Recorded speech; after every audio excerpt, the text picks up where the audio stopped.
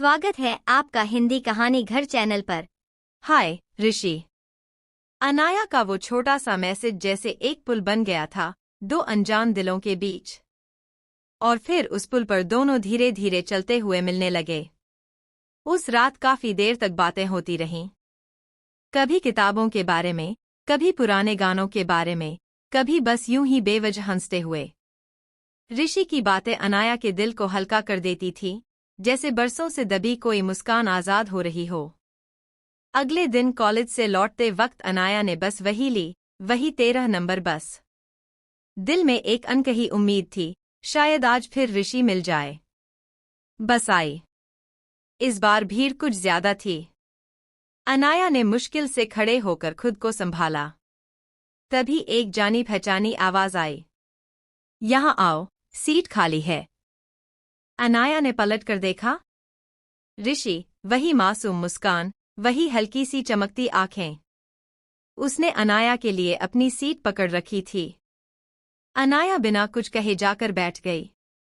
बस की खिड़की से आती हवा उनके बीच एक मीठी सी दूरी बना रही थी। कभी नजरें मिलतीं, कभी चुपचाप मुस्कानें बिखरतीं। काफी भीड़ है आज, अनाया ने कहा।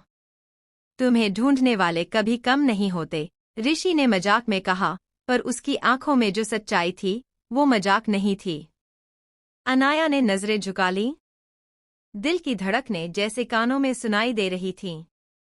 कुछ दिन ऐसे ही गुजरने लगे। बस किताबें, गानों की बातें, और धीरे धीरे दोनों का साथ एक आदत बन गया। ऋषि हर बार सीट संभाल कर रखता और अनाया हर बार उसी बस में चढ़ती। भीड़ हो या खाली बस, उनके लिए बस एक दूसरे का होना सबसे जरूरी हो गया था। एक दिन जब बस एक सुनसान रास्ते पर चल रही थी और सूरज ढलने को था, ऋषि ने धीमे से पूछा, अनाया, कभी सोचा है कि जो बातें हम बस में करते हैं वो असल में एक कहानी बन रही हैं? अनाया मुस्कुराई। तो क्या हमारी कहानी का कोई नाम भी है? आहा, बस वाली मोहब्बत। पहली बार जब दोनों भीगते हुए बस स्टॉप पहुंचे थे, अनाया ने ऋषि के हाथ से छतरी छीनकर खुद पकड़ी थी। छतरी छोटी थी, पर उनके बीच जो दूरी थी वो बारिश ने जैसे धो दी थी। ऋषि ने हल्के से अनाया की भीगी लटों को कान के पीछे सरकाया था। अनाया का चेहरा गर्म हो गया था, पर उसने कुछ नहीं कहा। उनके बीच के वो छोटे छोटे स्पर्श, वो चुपचाप साथ खड़े रहना, सब कुछ किसी अनकही मोहब्बत की तरह था।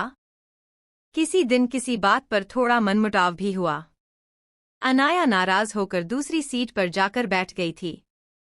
ऋषि ने परेशान होकर पूरे रास्ते उसे चुपचाप देखा था और फिर बस से उतरते वक्त धीरे से उसके हाथ में एक चॉकलेट पकड़ा दी थी, बिना कुछ कहे। अनाया का गुस्सा उस पल में जैसे पिघल गया था। प्यार कभी कभी शब्दों से नहीं, छोटी छोटी हरकतों से ज्यादा गहरा होता है। धीरे धीरे उनका रिश्ता बस की सीट से दिल तक पहुंच गया था। अब अनाया को ऋषि की आदत हो गई थी।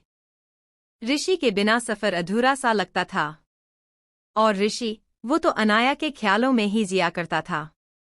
फिर एक दिन ऋषि ने उसे एक छोटा सा कागज थमाया, ठीक वैसे ही जैसे पहली बार दिया था। अनाया ने कांपते हाथों से वो कागज खोला। इस बार उसमें सिर्फ 3 शब्द थे, चलो कहीं दूर। अनाया ने ऋषि को देखा। उसकी आंखों में सवाल था, डर था, पर कहीं गहराई में एक हाँ भी थी। ऋषि ने बस हाथ आगे बढ़ा दिया, बिना किसी जबरदस्ती, बिना किसी वादे के, बस एक भरोसे के साथ। अनाया ने कुछ पल सोचा, फिर धीमे से अपना हाथ ऋषि के हाथ में रख दिया। बस वही पल था जहां बस का सफर जिंदगी का सफर बन गया था। ऋषि का हाथ थामते ही अनाया के दिल में जैसे कोई मधुर सी धुन बज उठी थी। चारों तरफ भीड़ थी, आवाजें थीं, लेकिन उनके बीच बस एक खामोशी थी, प्यारी सी, सुकून भरी। ऋषि ने मुस्कुराते हुए कहा, तुमने मुझ पर भरोसा किया। अनाया ने नजरें झुकाते हुए धीमे से सिर हिला दिया। ऋषि ने उसका हाथ थोड़ी और मजबूती से थाम लिया, जैसे कह रहा हो, अब जो भी सफर होगा साथ तय करेंगे। पहली मुलाकात बस से बाहर। कुछ दिनों बाद ऋषि ने अनाया को एक जगह बुलाया। शहर से थोड़ी दूर एक छोटी सी झील के किनारे। शाम का वक्त था। सूरज ढल रहा था, आसमान में हल्की गुलाबी रोशनी थी और हवा में ठंडक थी। अनाया ने पहली बार ऋषि को बिना बस के अपने सामने खड़ा देखा।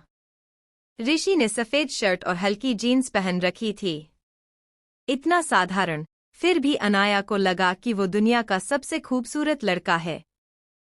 तुम बहुत अच्छी लग रही हो, ऋषि ने धीरे से कहा। अनाया ने अपनी ड्रेस को ठीक करते हुए मुस्कुरा दिया। उसका दिल धड़क रहा था, जैसे हर धड़कन ऋषि का नाम पुकार रही हो।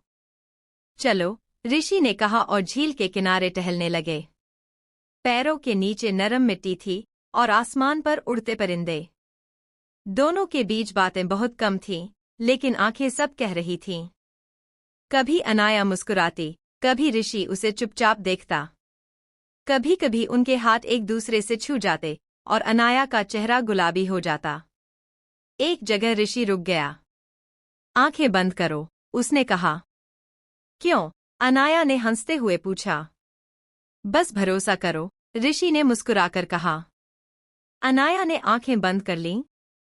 ऋषि ने अपनी जेब से एक छोटी सी चेन निकाली, एक प्यारा सा पेंडेंट जिसमें लिखा था अनाया ऋषि। ऋषि ने चुपचाप वह चेन अनाया के गले में पहना दी। जब अनाया ने आंखें खोली, उसकी आंखों में चमक थी और दिल में बसी एक मीठी सी सिहरन। ये तुम्हारे लिए है, ऋषि ने कहा, ताकि जब भी तुम इसे पहनो, तुम्हें याद रहे मैं तुम्हारे साथ हूँ, हमेशा। अनाया के गले से आवाज नहीं निकली। उसने बस ऋषि को देखा, एक नज़र जो हजारों अल्फाज से कहीं गहरी थी। झील के पास बैठते हुए ऋषि ने अचानक कहा। अनाया, तुम जानती हो, जब पहली बार तुम्हें बस में देखा था तो लगा था ये लड़की अलग है। तुम्हारी आंखों में कुछ था जो रुक जाने को कह रहा था। अनाया चुपचाप सुन रही थी।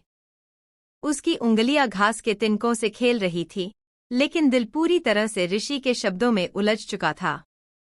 ऋषि आगे बोला। शायद उस दिन से ही मैं तुम्हें पसंद करने लगा था। तुम्हारी हंसी, तुम्हारी बातें, तुम्हारा चुप रहना, सब कुछ।